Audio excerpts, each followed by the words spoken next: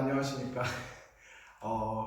어떻게 됐냐면 오원택 선생님하고 얘기가 되어서 오늘 그래도 올리시긴 하셔야 된다고 하시더라고요. 좀 짧게라도. 그래서 선생님이 20분만 쓰겠다고 했습니다. 그러니까 어떤 느낌으로 가지냐면 여러분들 교실에서 이제 수업의 진도가 부족해서 20분 진도 나가셔야 돼가지고 이렇게 다른 수업에 이렇게 살짝 해가지고 하시는 그런 느낌으로 생각하시면 좋을 것 같아요. 선생님 상태도 훨씬 더 좋아졌죠? 아침에 자고 일어나서 지금 밥 먹고 바로 와서 지금 촬영하거든요. 지금 시각이 오전 7시 40분인데 8시까지 하여튼 끝내보도록 해보겠습니다. 그래서 선생님도 한 20분만 딱 우리 해보도록 합시다.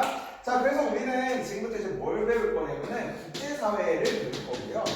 그러니까 세계화를 통해서 우리가 이 국제사회에 대해서도 좀 알았지만 이 세계화 말고 이제 평화 그리고 국제사회의 행위 주체, 그러니까 국제사회에 어떠한 주체들이 있는지 국제사회의 행위 주체들을 각각 배운다라고 생각하시면 되겠어요. 자, 그래서 우리 238쪽 가시면요. 평화로운 삶은 인류가 끊임없이 추구해온 이상이다. 하지만 인류 역사상 갈등, 분쟁, 폭력이 존재하지 않았던 시기는 거의 없었으며 지금도 세계 곳곳에서는 다양한 원인으로 분쟁과 갈등이 발생하고 있다. 그러면 이 평화라는 것이 도대체 무엇일까라고 이야기를 할 때 거기 교과서에서 뭐라고 이야기하냐면 평화에는 두 가지 종류가 있다라고 이야기를 해요. 첫 번째가 뭐라고 하냐면 소극적 평화래. 자, 그래서 소극적 평화에다 형광펜 쳐주시고 밑줄 전쟁이나 테러와 같은 물리적 폭력이 없는 상태. 그리고 그 다음 줄에 전쟁, 범죄, 테러와 같은 직접적 폭력의 제거라고 여러분들이 밑줄을 쳐 놓으시면 되겠습니다. 그러니까 물리적인 폭력이 없는 상태. 그래서 이 물리적인 폭력이라는 건 말 그대로 이렇게 탁 가해지는 그런 것들을 이야기를 하겠죠. 그랬을 때 여기에 들어가는 것들이 뭐가 있나 봤더니 전쟁, 테러, 내전 이런 것들을 생각했을 때 얘네들이 없는 상태가 곧 평화다라고 이야기하는 것이 소극적 평화라고 볼 수 있다는 건데 그것만 가지고 평화라고 이야기를 할 수 있을까라는 이야기야. 뭔 소리냐면 분명히 내 눈앞에는 전쟁도 없고 테러도 없고 내전도 없고 그냥 정말 평범한 것 같은데 그 속에서 나는 계속 착취당하고 억압당하고 있는 모습이 있다면 과연 그것도 우리가 평화로울 수 있냐라는 질문이에요. 그래서 그 밑에 한번 가보도록 합시다. 사례. 아프리카 흑인 어린이는 일반적으로 흑인 전용 병원에서 태어나 흑인 거주 지역에서만 살아야 하고 학교라도 다니고 싶으면 흑인 전용 학교에 다녀야만 한다. 그 흑인 아이는 커서도 흑인들만 다니는 직장에만 취직할 수 있고 흑인 전용 기차만 탈 수 있고 통행증을 내야 되고 한다라고 보여지죠. 딱 보면 느낌 오겠지만 얘들아 이런 인종차별의 모습, 다시 말해서 분명히 나한테 가해지는 직접적인 폭력은 없지만 내가 제 피부색을 가지고 차별을 당하고 있다는 모습을 확인해 볼 수 있는 텍스트죠. 그렇기 때문에 결국 우리는 평화의 정의를 한 걸음 더 나아가야 된다라고 이야기를 한다는 겁니다. 그래서 오른쪽 가보시면 소극적 평화만으로는 우리가 실현해야 할 평화의 의미를 전부 담을 수 없기 때문에 적극적 평화라는 것이 등장했다. 그래서 두 번째 적극적 평화. 형광펜 쳐주시고. 그래서 밑줄 한번 쳐볼까요? 직접적 폭력은 물론이고 빈곤, 비하, 각종 억압과 차별, 불평등과 같이 사회 구조나 문화에 의해 발생하는 간접적인 폭력까지 모두 제거된 상태. 의미 밑줄 쳐주시면 되겠습니다. 그러니까 적극적 평화는 어떤 게 있냐면 물리적인 폭력은 당연히 없어야 되고요. 여기다가 추가적으로 간접적 폭력이라는 것까지 없어져야 된다는 거죠. 간접적인 폭력. 그랬을 때 우리 교과서에서 뭐라고 설명하고 있냐면 간접적 폭력에는요 그 앞에 구조나 문화에 의해 발생한다라고 돼 있어요. 그렇기 때문에 이 간접적 폭력은 다시 우리가 세분화해서 구조적 폭력하고 문화적 폭력 이런 것들로 나눠볼 수 있을 거예요. 그랬을 때 구조적 폭력은 뭐냐? 말 그대로 그 사회의 구조 자체가 나에게 억압과 차별을 가져다주는 상태일 때를 우리가 구조적 폭력이다라고 이야기를 한다는 거지.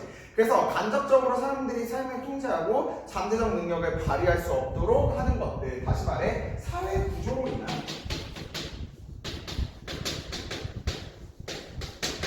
폭력이다. 이 사회 구조는 억압하는 분위기, 뭐 예를 들면 독재 같은 거 이런 것들이 이제 들어갈 수 있다는 거고요. 그 다음에 문화적 폭력은 뭐라고 정의가 되어 있냐면 구조적, 직접적 폭력의 토대가 되는 것들. 그러니까 다시 말해 이것도 마찬가지로 그 사람의 살아가고 있는 문화 속 자체, 그러니까 이 토대, 물리적이나 구조적인 것에 토대가 되는 폭력이 그 안에 폭력이 있는 거고, 예를 들어 어떻게 뭐가 있냐면 성차별 이런 것들.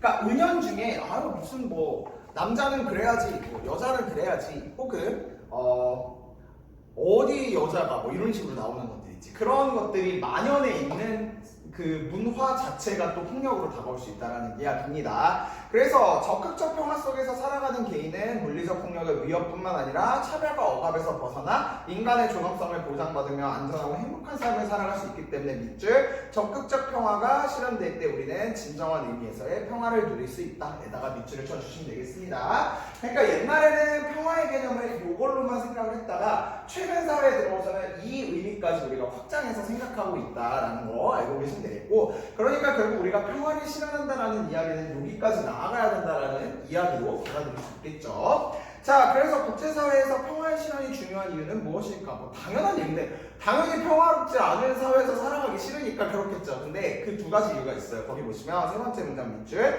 인류의 안전과 생존을 보장할 수 있기 때문이다. 그러니까 인류 전체를 봐도 이 안전과 생존 이런 것들, 그러니까 안녕을 기원한다라는 표현 무슨 말인지 아시죠? 그러니까 무병장수하고 그다음에 우리가 다 같이 잘 살 수 있는 그런 것들이 결국 평화가 밑바탕이 되어야지 된다라는 이야기고, 그다음에 밑에서 네 번째 줄의 밑줄, 인류의 삶의 질을 높일 수 있는 바탕이 되기 때문이다. 이런 밑줄을 쳐놓으시면 되겠습니다. 그러니까 이 홀로코스트라는 얘기가 거기 밑에 나오는데 아시겠지만 2차 세계대전 당시에 그 나치 정권으로 인하여서 유대인들이 대학살되었던 그런 것들이라고 생각해 볼 수 있겠는데, 그러니까 그런 것들이 결국에는 인류의 이 번영과 그리고 인류의 존속을 위협하는 그런 모습이라고 생각할 수 있겠죠. 그래서 뭐 현대사회에 당연히 그렇게 나오면 당연히 난리가 나겠지만 우리가 잘못된 신념과 그런 것들에 빠졌을 때 정말 인류에게 너무나 큰 뭐라고 해야 돼?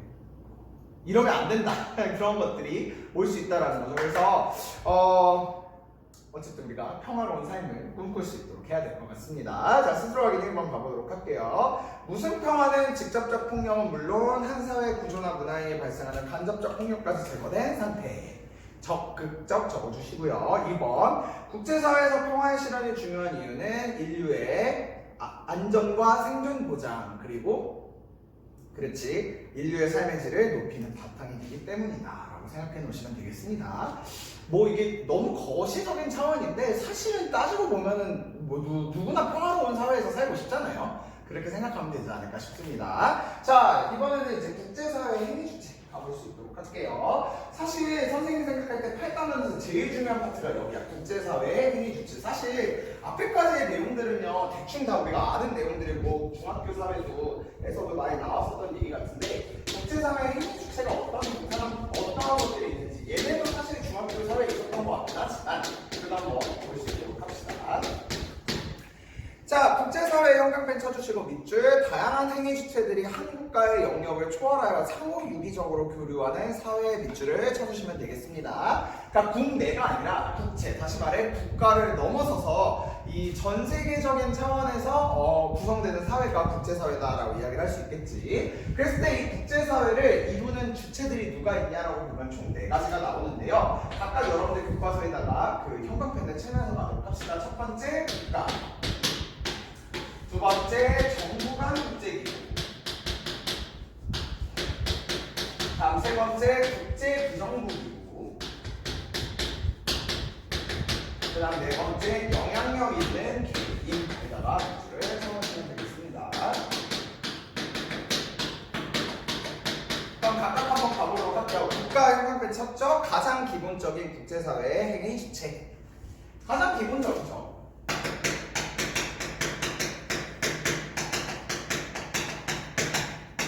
선생님이 이제 여러분들 또 딴 얘기 하면 안 되는데 대학교 가시면 특히 인문사회계열 가는 친구들은 이제 그런 복수전공, 부전공, 뭐 연계전공 이런 거 되게 많이 열려 있는데 선생님은 이제 본전공은 신학, 복수전공은 사회학, 그리고 나는 여러분들을 가르치기 위해서 교직을 했기 때문에 교육학 수업도 되게 많이 들었죠. 그러니까 교직 수업이 결국 교육학 수업이어서 그래서 사실 내 전공은 따지고 보면 대학교 때 3개였던 것 같긴 해. 지금 생각해보면. 근데 선생님은 정치외교학 쪽도 관심이 많아가지고 그쪽 전공 수업도 한 2개 정도 들었었던 것 같아요. 근데 내가 진짜 듣고 싶었던 수업이 뭐였냐면 결국엔 못 들었는데 시간이 안 맞아서 국가론이라는 수업이 있었어요. 이게 뭐냐면 그러니까 대학교 수업이야.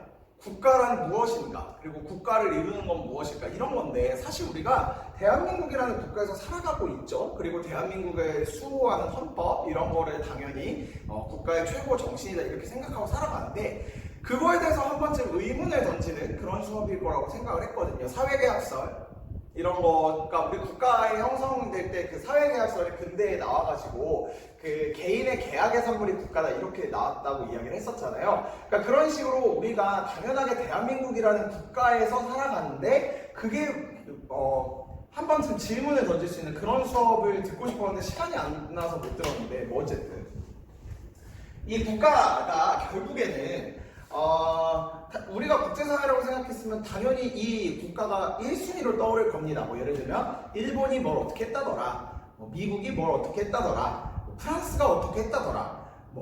그러니까 결국에는 그 나라 대표인 뭐 수상이나 총리나 대통령이 이런 사람들이 국제사회에 참석해도 결국에 우리는 그 나라가 하는 거다라고 생각하잖아요. 그러니까 뭐 예를 들면 시진핑이 어떻게 하면 우리는 중국이 어떻게 했구나 이렇게 받아들이는 것처럼, 그러니까 그렇게 우리가 가장 생각했을 때 일반적으로 생각하는 국제사회 행위 주체는 국가다라는 이야기인데 그것만 있다는 게 아니야. 이 국제사회 행위 주체는. 그래서 정부간 국제기구 나오는데요. 거기 정부간 국제기구 협약을 치고 그 앞에다 밑줄을 좀 쳐줍시다. 국가를 가입 주체로 한다. 그리고 국제 비정부기구는요, 민간단체나 개인을 가입 주체로 한다. 일단 밑줄을 쳐놓으시면 되겠습니다.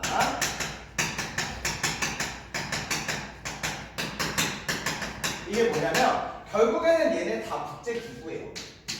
우리 친구들 중에 그 국제기구에서 나중에 종사하고 싶습니다 이렇게 말하는 친구들도 있더라고요. 그리고 선생님이 그 정외과 친구들을 만나도 나중에 국제기구에서 일해보고 싶다라고 생각했던 친구들도 되게 많았었는데 이 국제기구라는 것을 여러분들 딱 생각하면 뭐 UN, IMF, 유네스코 뭐 이런 여러 가지 단체들이 생각이 나잖아요. 그러니까 국제사회를 대상으로 하는 국제기구인 거지. 근데 그때 그 국제기구가 국가가 가입 주체가 되면 그건 정부간 국제기구. 그 다음에 민간단체나 개인을 가입 주체로 하면 그건 국제비정부기구, NGO.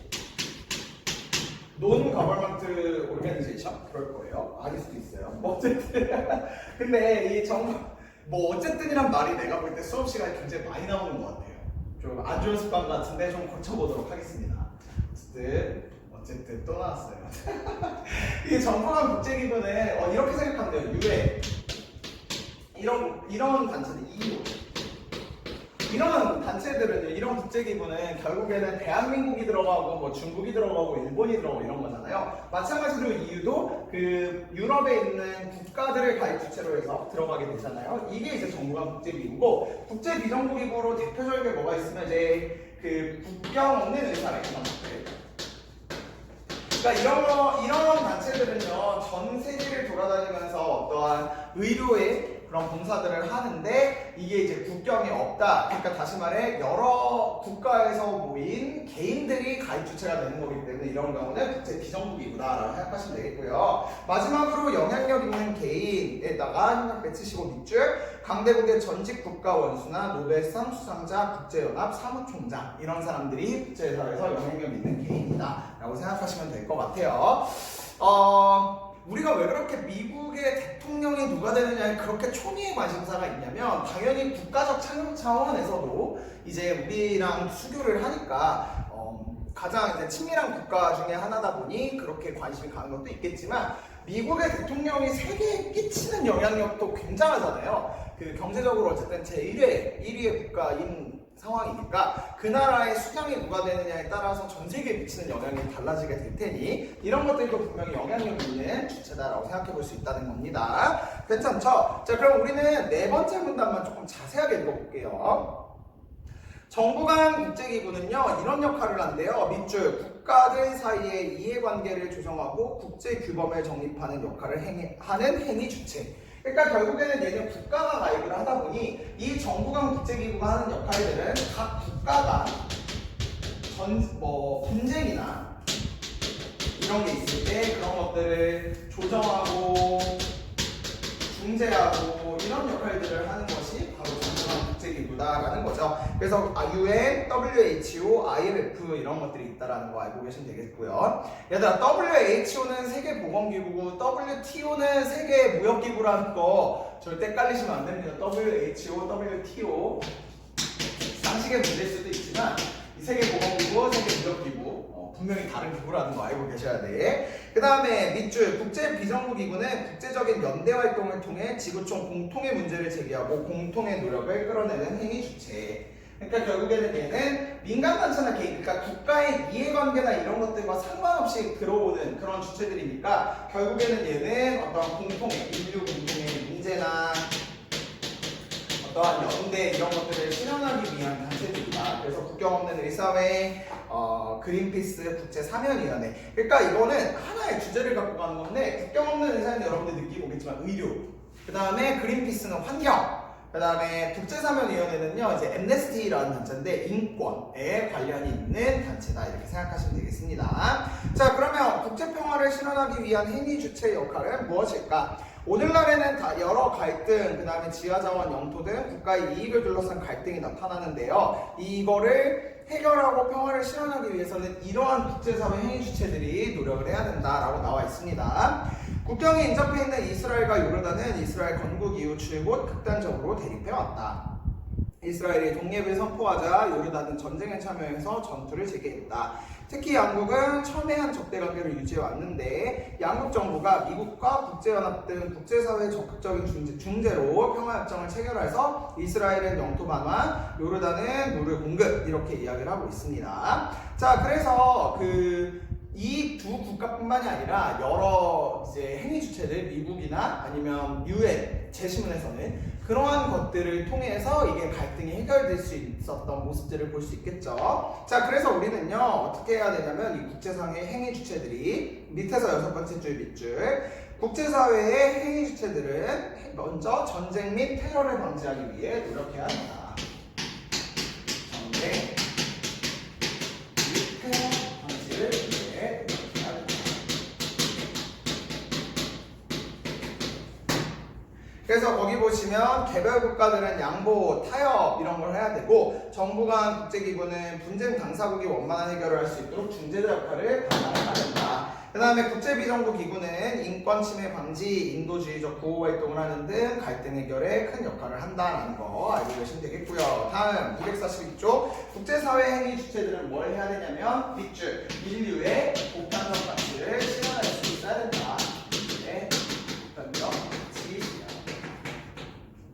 그래서 이 인류의 보편적 가치라고 하면은 여러분들이 지난 시간에도 배웠다시피 어떠한 인권, 자유, 평등 이런 것처럼 인류가 공통적으로 생각하는 좋은 것들이라고 볼 수 있겠죠. 자, 그래서 IT에 지진이 났을 때 거기 보셔봐. IT에서 이렇게 많은 사람들이 희생되고 이재민이 발생했는데요. 한국 정부가 IT에 지원을 했고 유럽연합도 지원을 했고 국제연합도 지원을 했고 전 미국 대통령도 방문해서 구호 지원에 나섰고 국경 없는 의사회, 옥스팜, 적십자 같은 팀들이 구호 대열에 참여했다. 그러니까 여기 보시면 이러한 우리가 생각했을 때 정말 어려워진 나라 그리고 다 같이 정말 우리 세계 시민 의식을 가지고 그러한 국가들의 어려움을 좀 도와줄 수 있어야겠다라고 했을 때 이 네 가지 주체가 다 뛰어드는 걸 볼 수 있죠. 한국에서는 구호물자 지원하고 그 다음에 여기 보시면 유럽연합하고 국제연합, 국제연합이 UN이고 유럽연합이 EU잖아. 정부간 국제기구에서도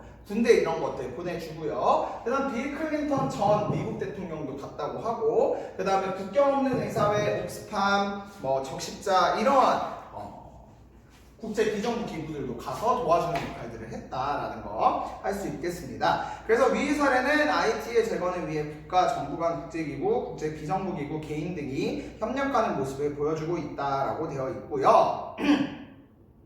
그래서 그 국제사회의 다양한 행위 주체들의 협력을 통해 인류의 보편적 가치를 실현하기 위해 노력한다면 인류의 삶의 질을 높이고 국제 평화를 이룰 수 있을 것이다 라고 나와 있습니다. 그러니까 이러한 행위 주체들이 이렇게 하는 것이 우리 인류의 사회에 큰 기여를 한다라고 보시면 되겠고요. 그 밑에 보시면 말랄라 유사프자이라는 사람이 나오는데 영향력 있는 개인으로 소개하고 있는 사람입니다. 이 사람이 어떤 사람이냐면 여성들이 어떠한 차별을 받고 교육을 받지 못하는 사실에 대해서 한 목소리를 내고 여성에게도 교육을 받을 권리가 있다 이렇게 주장했던 사람이라고 생각하시면 되겠습니다. 읽어보시면 되겠고요. 우리 스스로 확인 가보도록 할게. 1번 국제사회의 가장 기본적인 행위 주체 국가. 다음 2번 평화를 실현하기 위한 국제 행위 주체의 역할은 무엇일까요? 국제사회 행위 주체들은 전쟁 및 테러 방지를 위해서 노력한다는 것, 그리고 인류의 보편적 가치를 실현하기 위해 힘쓴다는 것 정리해 놓으시면 되겠고요. 오른쪽 가보시면 국제 비정부 기구의 역할들이 있어요. 그래서 국경 없는 의사회 체크해 놓으시고 전쟁과 자연재해, 전염병 등 모두가 꺼리는 곳에서 마지막까지 구호활동을 벌이면서 인류의 절망을 치료하는 사람들, 전쟁에서 또 에이즈가 확산할 때 에볼라 사태 이런 사람들이 있다는 거 확인하시면 되겠고요. 그 다음 국제사면위원회 국제 엠네스티 체크해 놓으시고 보면 어떤 느낌이냐면 터키 정부가 쿠데타 진압 이후 고위 장교들을 포함해 수백 명을 임의로 잡아 고문하고 있다라고 나와 있죠. 이게 뭔 얘기냐면 그러니까 터키라는 국가에서 쿠데타가 일으키고 그러니까 그거를 진압을 한 다음에 그 사람들 중에 그 막 무고한 사람들까지 다 잡아다가 이제 감옥에 가두고 그들의 인권을 박탈하고 기본권을 박탈하는 그런 모습이 있는 겁니다. 그러니까 이 국제사면위원회가 사면이잖아요. 그러니까 억울한 정치범들 있지. 그리고 뭔가 이 독재 이런 것에 맞서서 싸우다가 이제 막 감옥에 간다든지 인권을 뭐 유린당한다든지 이런 것들 그런 거에 이제 목소리를 내고 그 사람들이 빠져나올 수 있고 또 해방을 얻고 자유를 얻을 수 있도록 노력하는 단체가 국제사면위원회다 생각하시면 되겠고요.